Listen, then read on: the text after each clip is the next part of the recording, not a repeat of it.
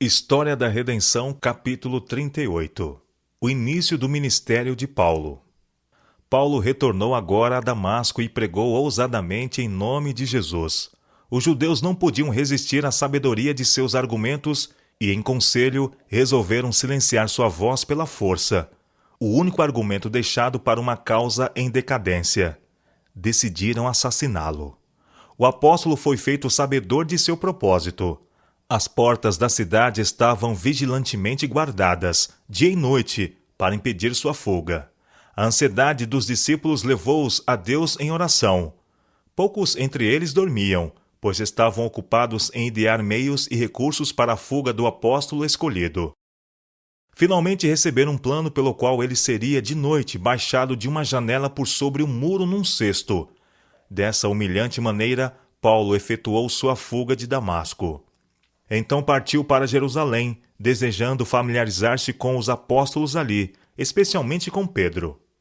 Estava ansioso para encontrar-se com os pescadores galileus que viveram, oraram e conversaram com Cristo enquanto esteve na terra. Foi com coração anelante que desejou encontrar-se com o principal dos apóstolos. Quando Paulo entrou em Jerusalém, considerou com opiniões mudadas a cidade e o templo. Agora sabia que o juízo retributivo de Deus pendia sobre eles. O desgosto e a ira dos judeus por causa da conhecida conversão de Paulo não conhecia limites. Mas estava firme qual uma rocha e esperançoso de que, quando relatasse sua maravilhosa experiência a seus amigos, estes mudariam sua fé como ele havia feito e creriam em Jesus.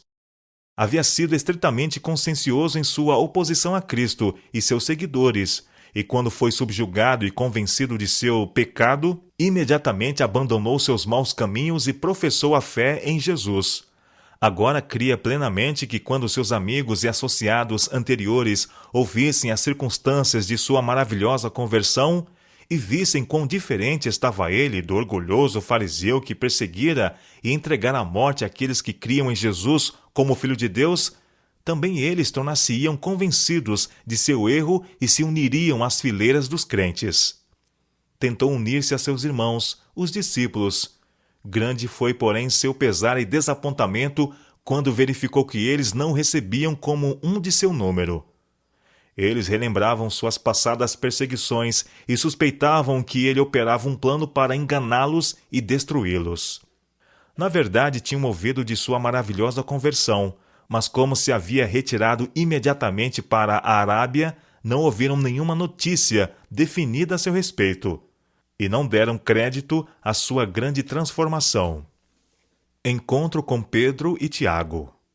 Barnabé, que havia contribuído liberalmente com seu dinheiro para sustentar a causa de Cristo e suprir as necessidades dos pobres, fora conhecido de Paulo quando ele se opunha aos crentes.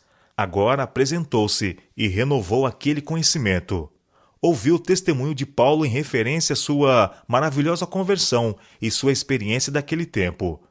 Creu completamente e recebeu a Paulo, tomando-o pela mão e levando-o à presença dos apóstolos. Ele relatou sua experiência, a qual acabara de ouvir, que Jesus pessoalmente aparecera a Paulo no caminho de Damasco, que ele havia conversado com ele, que Paulo havia recobrado sua visão em resposta às orações de Ananias e que posteriormente sustentara nas sinagogas da cidade que Jesus era o Filho de Deus.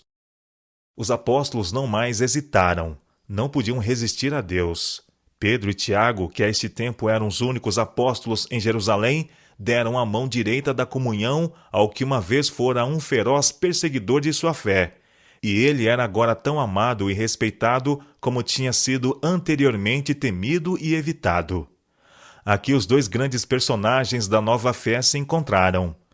Pedro, um dos escolhidos companheiros de Cristo enquanto ele esteve na terra, e Paulo, o fariseu, que depois da ascensão de Jesus o vira face a face e conversara com ele, e também o contemplara em visão, bem como a natureza de sua obra no céu.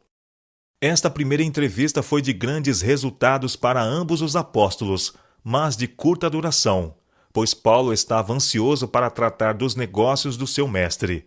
Logo, a voz que havia disputado tão ardentemente com Estevão foi ouvida na mesma sinagoga, destemidamente proclamando que Jesus era o Filho de Deus, advogando a mesma causa em cuja defesa morrera Estevão. Relatou sua própria maravilhosa experiência e, com o coração cheio de anelo por seus irmãos e antigos associados, apresentou as evidências proféticas, como fizera Estevão, de que Jesus, que fora crucificado, era o Filho de Deus. Mas Paulo avaliara mal o espírito de seus irmãos judeus. A mesma fúria que irrompera sobre Estevão veio sobre ele. Viu que devia separar-se de seus irmãos, e seu coração encheu-se de tristeza. De boa vontade entregaria sua vida, se por este meio fossem eles trazidos ao conhecimento da verdade. Os judeus começaram a formular planos para tirar-lhe a vida, e os discípulos recomendaram-lhe que deixasse Jerusalém. Contudo, ele hesitou, indisposto a abandonar o lugar e ansioso por trabalhar um pouco mais por seus irmãos judeus. Tinha tomado parte tão ativa no martírio de Estevão que estava profundamente desejoso de delir a mancha, reivindicando ousadamente a verdade que custou a Estevão sua vida. Parecia-lhe covardia fugir de Jerusalém. Fuga de Jerusalém. Enquanto Paulo, arrostando todas as consequências de tal passo, estava orando fervorosamente a Deus no templo, o Salvador apareceu-lhe em visão, dizendo: Apressa-te e sai logo de Jerusalém, porque não receberão o teu testemunho a meu respeito. Paulo mesmo então hesitava em deixar Jerusalém sem convencer os obstinados judeus da verdade de sua fé. Pensava que, mesmo que sua vida tivesse que ser sacrificada pela verdade, isto não seria mais do que saldar o terrível débito que assumira pela morte de Estevão. Respondeu: Senhor, eles bem sabem que eu encerrava em prisão e nas sinagogas açoitava os que criam em ti. Quando se derramava o sangue de Estevão, tua testemunha, eu também estava presente, consentia nisso e até guardei as vestes dos que o matavam. Porém, a réplica foi mais decidida do que antes. Vai, porque eu te enviarei para longe, aos gentios. Quando os irmãos souberam da visão de Paulo e o cuidado que Deus teve com ele, sua ansiedade em seu favor aumentou. Compreenderam que ele era sem dúvida um vaso escolhido do Senhor para levar a verdade aos gentios. Apressaram seu secreto escape de Jerusalém, temendo seu assassínio pelos judeus. A partida de Paulo suspendeu por algum tempo a violenta oposição dos judeus, e a igreja teve um período de descanso no qual muitos foram acrescentados